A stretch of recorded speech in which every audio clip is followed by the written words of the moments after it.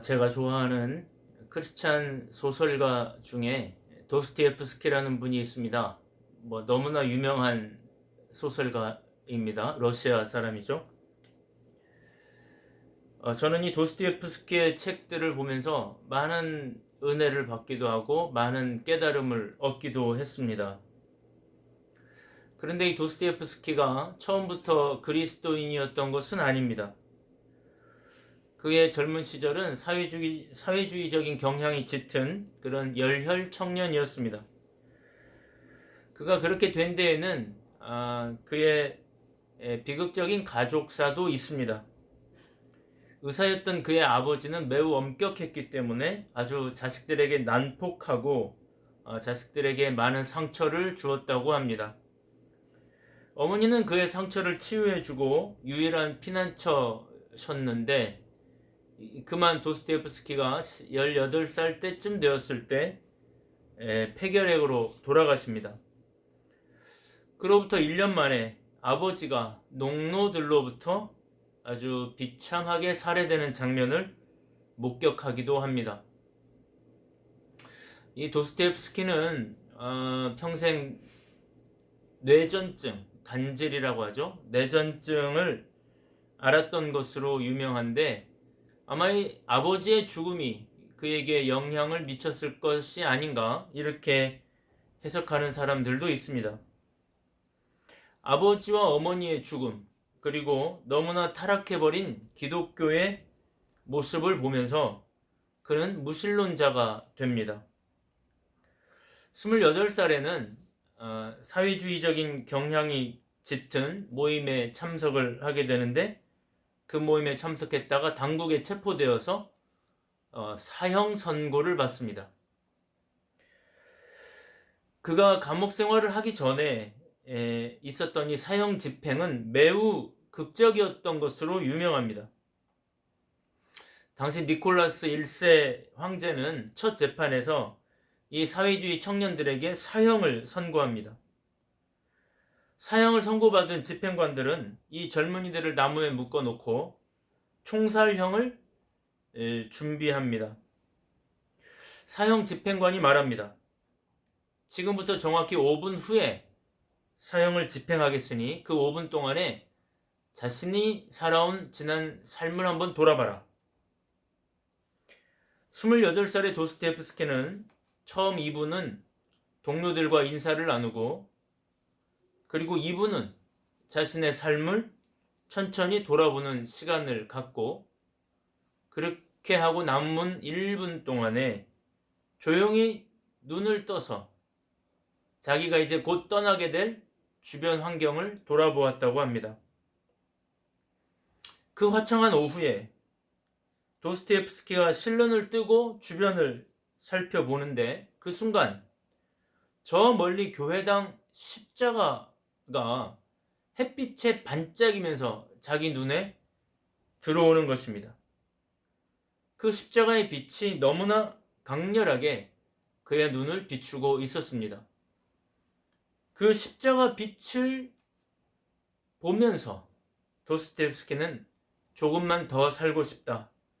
조금만 더 이 땅을 밟고 싶다 하고 생각하고 있었습니다. 바로 그 순간에 사형 집행관의 목소리가 들립니다. 사형 집행을 준비하라고 하는 소리를 지르고 병사들이 총을 철컥철컥하고 장전을 합니다. 바로 그때 말을 타고 들어오는 황제의 특사가 있었습니다. 이 특사는 흰 수건을 흔들면서 사형을 멈추라고 소리를 지릅니다. 그들을 사형시키지 말고 감옥 생활을 하게 하라는 황제의 특별 명령이 있었다는 것입니다. 사실 이 장면은 당시의 황제 니콜라스 1세가 이 사회주의자들에게 정신이 번쩍 들도록 하기 위해서 사형 집행이라고 하는 연극을 꾸민 것이라고 알려지기는 했지만 이 도스토옙스키의 마지막 5분은 그의 인생에서 가장 강렬했던 경험이었습니다. 이런 이야기가 그의 소설 백치에 나오기도 합니다. 그 십자가의 빛을 온몸으로 느꼈던 도스토옙스키는 4년 동안 감옥에서 단 한 권의 책만을 읽게 되는데 그게 바로 성경이었습니다. 그 십자가의 빛과 4년 동안 읽었던 성경이 그에게는 구원의 빛이었고 그는 성경을 읽으면서 그리스도인이 되었고 죄와 벌이나 까라마조프의 형제들과 같은 대작을 남기게 된 것입니다. 지난 시간까지 우리는 두 번의 요한복음 설교를 나누었습니다. 첫째는 예수님이 태초에 말씀이었다. 이 태초의 말씀이란 말은 어떤 사변적이거나 형이상학적인 단어가 아니라 태초에 천지를 창조하셨던 그 권위와 능력의 말씀이라는 뜻이다. 그 말씀, 태초에 천지를 창조하셨던 그 말씀이 육신이 되어 우리 가운데 오셨는데 그분이 바로 예수님이다. 이런 말씀을 드렸고요. 두 번째는 예수님은 참 빛이다. 태초에 하나님이 처음으로 만드신 것이 빛이었는데 물론 그 빛은 물리적인 빛이었습니다. 그 빛은 태양이 만들어지기 전에 물질 세계를 유지하고 생명을 보존하는 그런 에너지 같은 그런 빛이다. 그 빛은 자연세계를 살릴 수 있고 자연세계를 유지하지만 그 빛에는 한계가 있는데 그것은 사람을 살리는 일을 하지는 못한다. 사람을 살리는 진짜 빛, 영적인 빛, 각 사람에게 임하였던 참 빛이 나타났는데 그분이 바로 예수 그리스도이시다. 그 빛을 만나면 새로운 생명을 얻고 그 빛을 만나면 죽었던 우리의 영혼이 광합성을 하고 우리의 영혼은 되살아나게 된다. 그 참 빛이 바로 예수님이다. 이런 말씀을 드렸고 이 두 말씀에 여러분은 아멘을 했습니다. 그런데 오늘 본문에는 약간 부자연스럽고 좀 불필요하다 싶은 말씀이 삽입되었습니다. 바로 세례 요한에 관한 이야기인데요. 요한복음에서 우리는 두 명의 요한을 만나게 되는데 한 명은 바로 이 요한복음을 쓴 요한, 예수님의 제자 요한이고 다른 한 명은 예수님보다 6개월 먼저 태어난 육신적으로 보면 예수님의 사촌형이라고 할 수 있는 세례 요한입니다. 이 사람은 광야에서 세례를 주었기 때문에 세례 요한이라고 하는 별명이 붙었는데 6절에 나오는 요한이라는 말은 세례 요한을 말합니다. 그런데 오늘 성경이 이 세례 요한이 참빛이 아니고 이 빛에 대하여 증거하러 온 자다 이렇게 말합니다. 6절부터 8절을 제가 읽어보니까요. 하나님께로부터 보내심을 받은 사람이 있으니 그의 이름은 요한이라. 그가 증언하러 왔으니 곧 빛에 대하여 증언하고 모든 사람이 자기로 말미암아 믿게 하려 함이라. 그는 이 빛이 아니요 이 빛에 대하여 증언하러 온 자라. 이런 말을 왜 할까요? 이런 말이 갑자기 왜 필요할까요? 이 말씀에는 요한이 이 성경을 쓸 당시의 종교적인 배경과 조금 관련이 있습니다. 요한이 이 글을 쓴 시기는 대략 AD 90년으로 알려져 있는데 그때까지도 예수님을 따르는 그리스도인들과 반면에 세례 요한을 추종하는 그룹들이 여전히 있었던 것입니다. 세례 요한의 제자들이 여전히 있었습니다. 이 세례 요한은 그리스도인이나 비그리스도인들에게 모두 다 존경받는 그런 인물이었습니다. 그러니까 많은 유대인들이 여전히 세례 요한을 따르고 있었던 것입니다. 그러니까 어떤 이들에게는 이 세례 요한이 빛이 아닌가? 이 세례 요한이 빛으로 보이는 것입니다. 그러니까 오늘 성경은 말합니다. 이 세례 요한은 빛이 아니고 이 빛에 대하여 증거하러 온 자다. 이렇게 말하는 것입니다. 그러한 비슷한 말씀이 19절부터 28절까지 또다시 반복되고 있습니다. 나중에 또 읽어보도록 하겠습니다. 저는 오늘 이 본문을 읽으면서 이 빛에 대한 두 가지를 생각하게 되었습니다. 첫째는 가짜 빛도 있을 수 있겠구나. 여러분 저는 제주도에 사니까 밤에 불을 켜고 나가는 이 어선들을 많이 봅니다.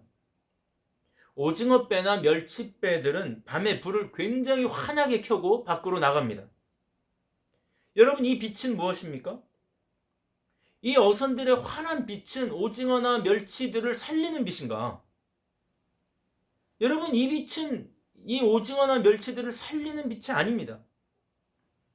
오징어나 멸치들이 이 빛을 보고 몰려오면 그들은 사람의 손에 잡히게 됩니다. 죽게 되는 것입니다. 바로 이런 빛이 있습니다. 수많은 이단들이 바로 그런 빛입니다. 사람을 현혹해서 비진리의 세계로 인도하는 빛. 이만희, 정명석, 문선명, 박태선 같은 자들 다 가짜 빛입니다. 이들은 사람들을 현혹해서 멸망으로 인도하는 역할을 합니다. 자기들의 배만을 채우고 자기들의 사리사욕을 채우는 자들입니다. 이 빛들은 매우 사악한 빛들입니다. 매우 조심해야 합니다.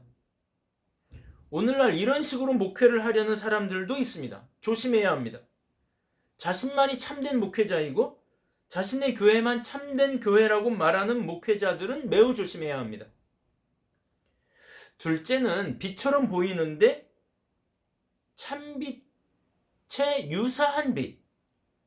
다른 말로 하면 조금 불충분한 빛이 있을 수 있겠다. 많은 철학 사상들과 종교라는 이름을 가진 빛들입니다.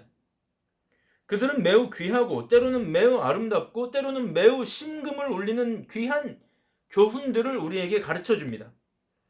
저는 가끔 설교 준비를 하면서 불교의 가르침이나 공자나 맹자의 가르침을 인용하기도 합니다. 때로는 제가 생각하지 못했던 귀한 깨달음을 얻기도 합니다.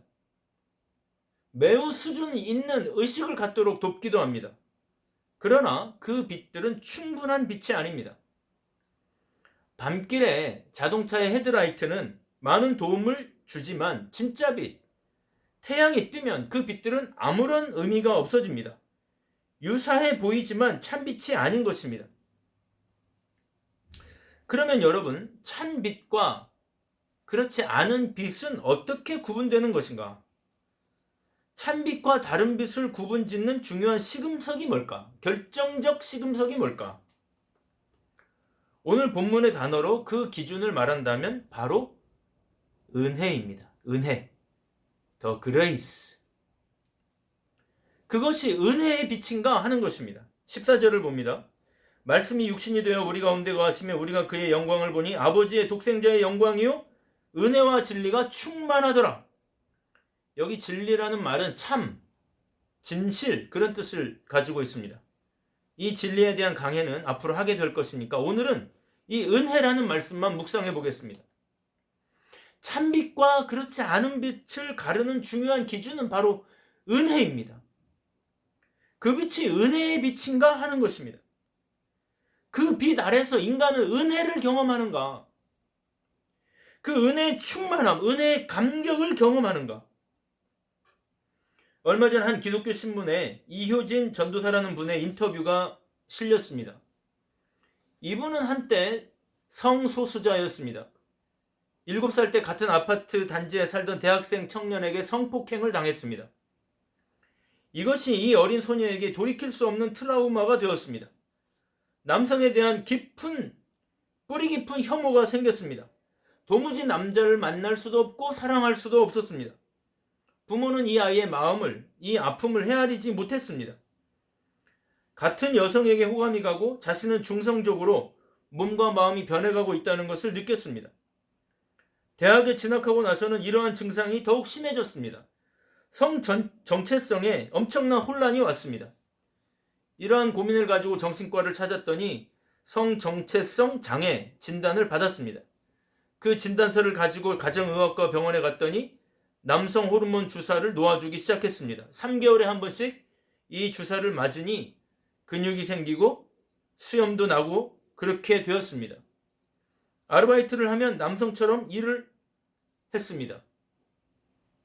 그런데도 누군가가 자신에게 삼촌이나 형, 오빠 이런 호칭을 하면 순간 정신이 멍해지는 느낌을 받았다고 했습니다.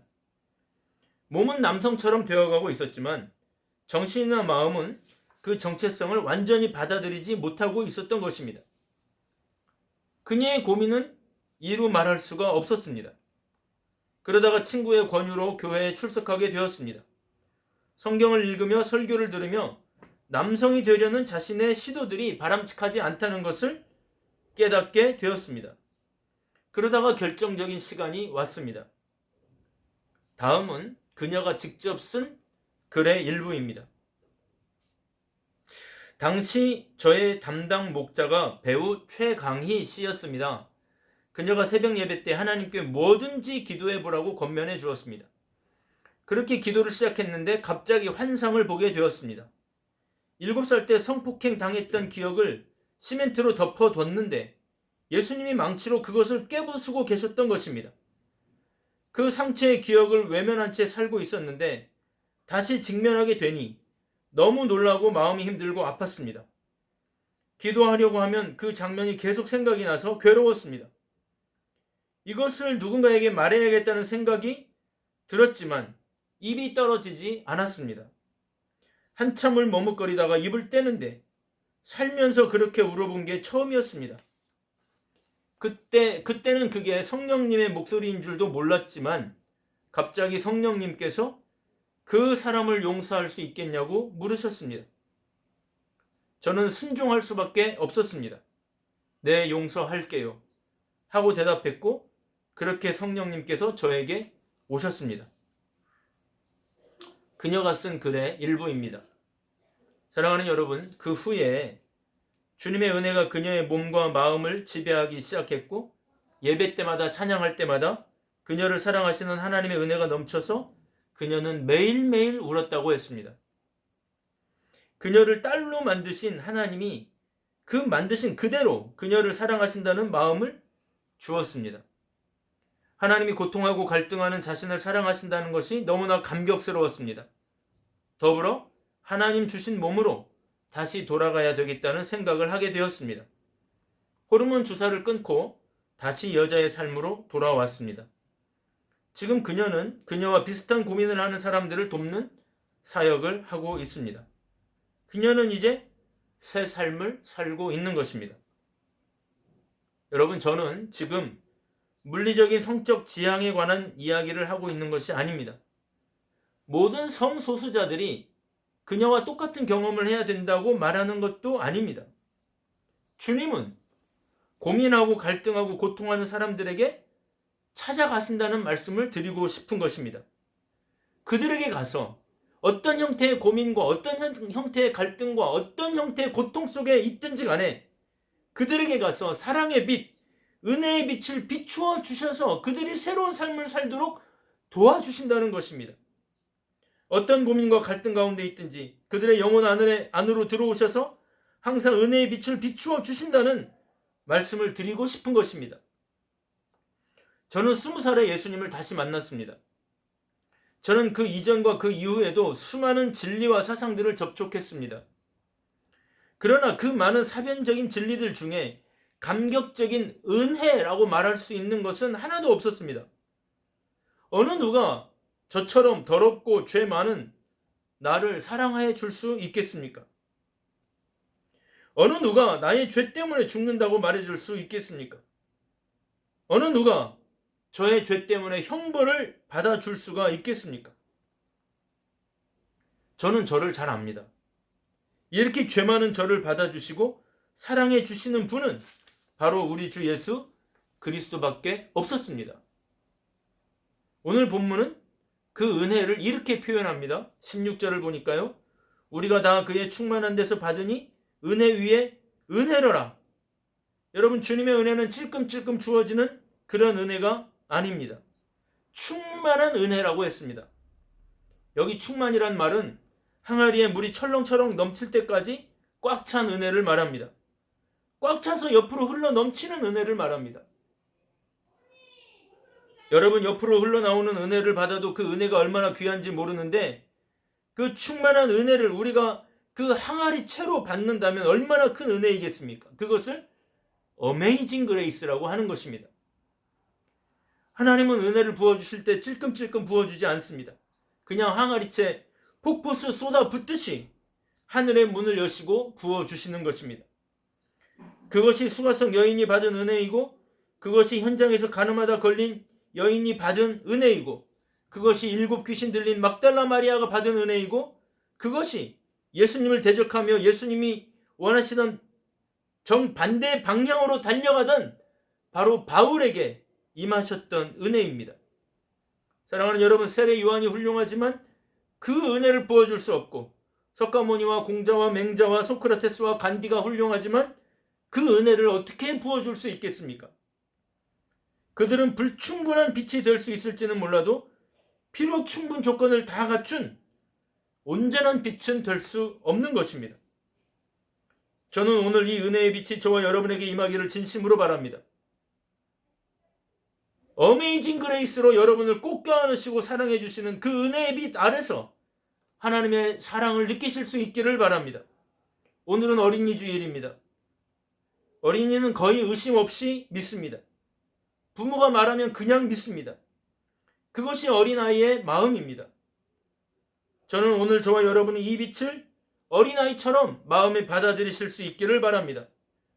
도스토옙스키와 이효진 전도사에게 임했던 그 은혜의 빛이 바울과 요한과 성경의 수많은 그리스도인과 기독교 역사 안에 수많은 그리스도인들에게 임했던 그 은혜의 빛이 오늘도 우리에게 비춰지고 있습니다. 아멘 오시옵소서 하고 그 빛을 받고 그 빛 가운데 걸어가는 저와 여러분 되실 수 있기를 주님의 이름으로 축복합니다.